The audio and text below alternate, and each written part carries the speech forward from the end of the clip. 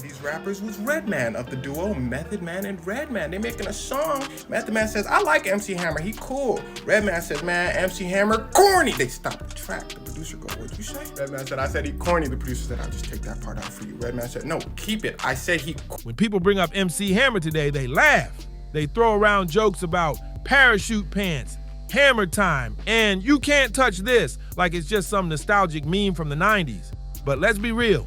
That's the watered-down version people tell when they forget how powerful this man really was, because MC Hammer was never a joke, not even close. The real story, he was one of the most talented, loyal, and generous men hip-hop has ever seen. A man who gave more than he got, who helped everyone around him rise, until that same loyalty became the very thing that broke him down. Love is unconditional, you know what I'm saying? It's like when you love somebody, you gotta love them through the storms, you gotta love them on the good days, the bad days. Love is unconditional. Love, bam. And the second question is, what do you love more than money? Jesus Christ, life, eternal life. I love eternal life more than money. I love family more than money. This isn't some cliche story about a rapper who blew his money and lost it all. Nah, this is about a man who tried to carry his whole city on his back. A man who wanted to turn his fame into opportunity for everyone he loved, but ended up crushed under the weight of his own success. And it all begins deep in East Oakland, the kind of place where you learn to fight for everything you've got. Stanley Kirk Burrell, the world would later call him MC Hammer, was born into a house full of noise, love, and struggle. 8 siblings packed in tight, with a mom who never stopped pushing and a dad hustling between a warehouse job and a backroom gambling spot just to keep food on the table. Hammer saw struggle up close. He saw what survival looked like when the bills didn't wait and the fridge was empty. Have you ever judged a book by its cover? Well, please, for the love of God, don't do that with MC Hammer. See, MC Hammer had a problem. There was no backup plan, no easy route, just pure grind. He didn't grow up spoiled. He grew up sharp. No luxury, just lessons. No safety net, just hustle. And that fire, that's what built the man the world would later try to turn into a punchline. As a kid, Hammer wasn't sitting around dreaming. He was out there hustling. He used to stand outside the Oakland Coliseum scooping up stray baseballs and selling them to fans just to make a few bucks. One day, his grind caught the eye of someone powerful, Charles O. Finley, the owner of the Oakland A's. Finley noticed that spark in him, the way he moved, talked, and smiled like he already belonged in the spotlight. They forget who you are, that's all right. But if you forget who you are, that's a damn shame. He hired Hammer as a bat boy and clubhouse assistant. And before long, the players gave him a nickname that would stick for life, Hammer. Because they said he looked just like baseball legend Hank Aaron. From that moment, the kid from East Oakland had an identity, Hammer. But destiny, that part was still waiting for him to chase it down. After high school, Hammer tried college, but the classroom couldn't hold him. He wanted motion, not lectures. So he joined the U.S. Navy, serving from 1981 to 1984 as an aviation storekeeper, stacking supplies by day, spitting rhymes, and practicing dance moves by night. He wasn't the typical recruit.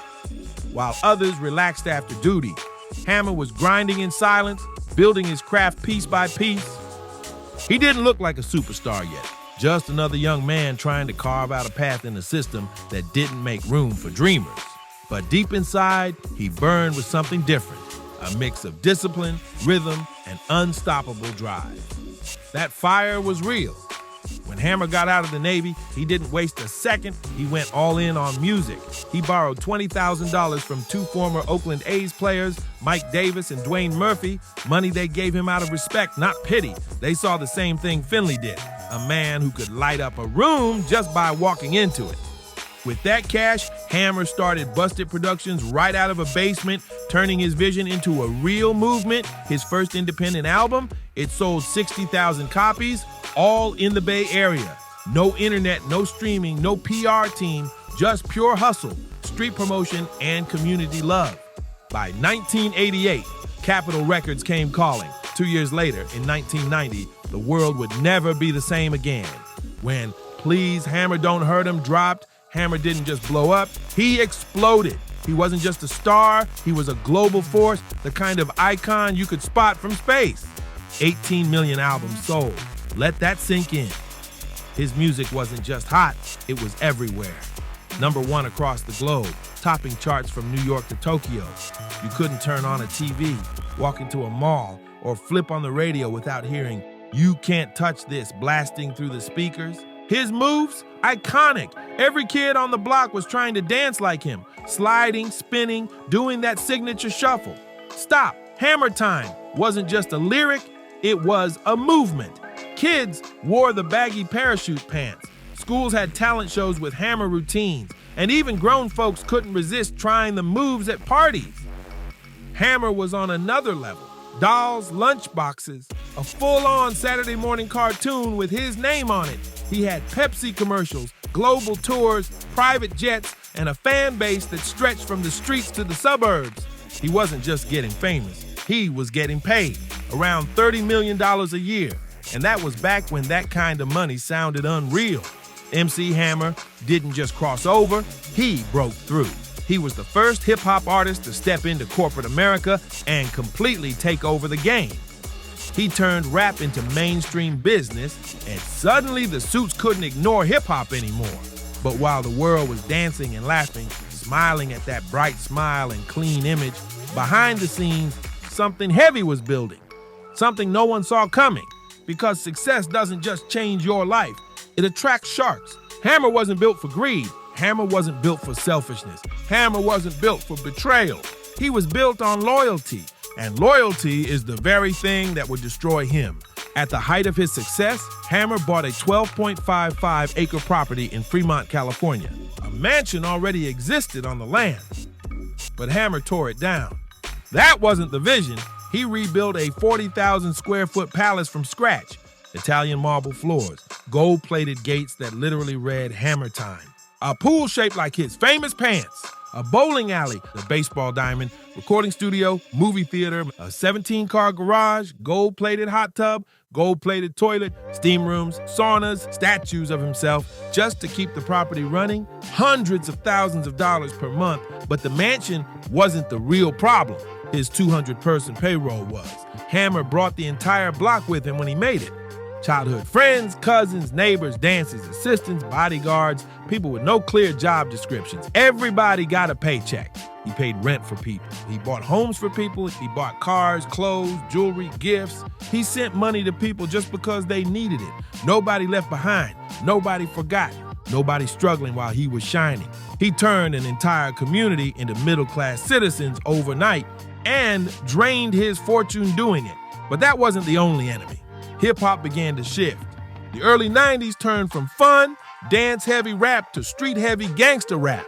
Hammer, bright, positive, mainstream, full of choreography, became a target. Rappers started mocking him in lyrics. Redman publicly clowned him. People treated him like a caricature, soft, commercial, corny. But the transcript makes it clear, Hammer was not soft. He was from East Oakland. He got tested many times, and people later admitted he was someone you absolutely did not want to run up on. But hip-hop culture decided to turn its back on him anyway. And suddenly, Hammer's fame wasn't enough to support his empire.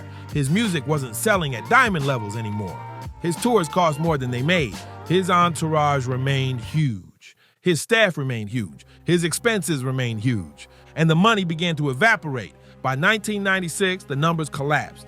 Millions in debt, tax lines, creditors everywhere. IRS breathing down his neck, companies suing him, employees suing him, vendors suing him, production companies suing him, state of California suing him. Even Deion Sanders, who loaned him money, had to get in line. Hammer filed for bankruptcy.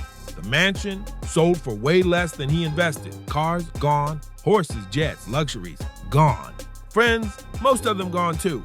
And the world laughed. Media mocked him. Late-night hosts joked about him. Newspapers called him an idiot. The industry turned him into the poster child of rappers who went broke. But guess what? Hammer never once blamed anyone. Not publicly, not privately, not in interviews. He said only one thing: I had too much money and not enough sense. But that wasn't the end of the story. Hammer didn't stay broken. He didn't stay bitter. He didn't disappear in shame.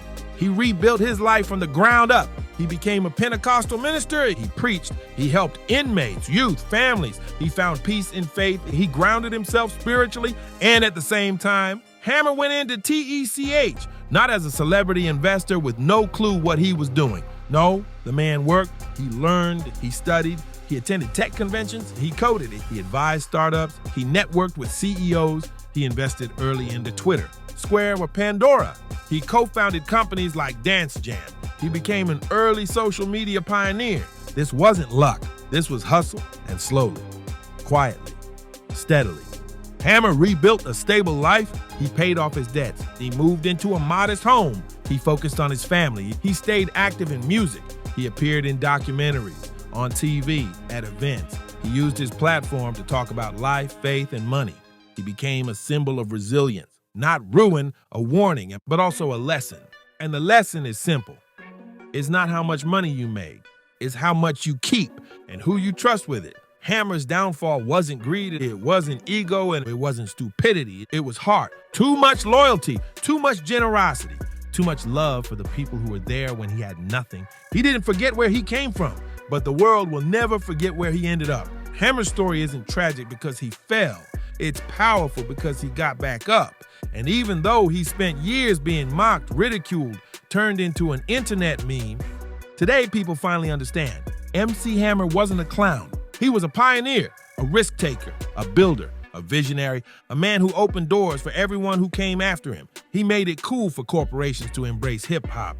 He made it possible for rappers to get brand deals. He paved the path for artists to cross over into mainstream culture. Without Hammer, the entire blueprint of pop rap success would look different. His life is a warning, yes, but it's also a legend, a redemption story, a human story. And that's what makes MC Hammer unforgettable. Not the pants, not the dance, and not the jokes, but the journey, the heart, the faith, the fight, the comeback, and the truth that behind the flashiest star of the early 90s was a man who just wanted to help everyone he loved, even if it cost him everything. And that's the story most people never heard. Not the headlines, not the jokes, not the memes, the truth, the rise, the fall, and the man who refused to stay down. But listen, the conversation doesn't end here. MC Hammer's life is a warning, a blueprint, and a reminder all in one. A reminder that fame is fragile, money is temporary, and loyalty can either lift you up or bury you. So now I want to hear from you. Was Hammer a hero, a victim of the system, or a man who just gave too much to too many? Drop your thoughts below. I read every comment. Make sure you hit that like button, smash that subscribe, and turn on notifications so you never miss another deep dive into the stories Hollywood tries to hide. This is Buzz and Drama, and trust me, we've got way more coming. See you on the next one.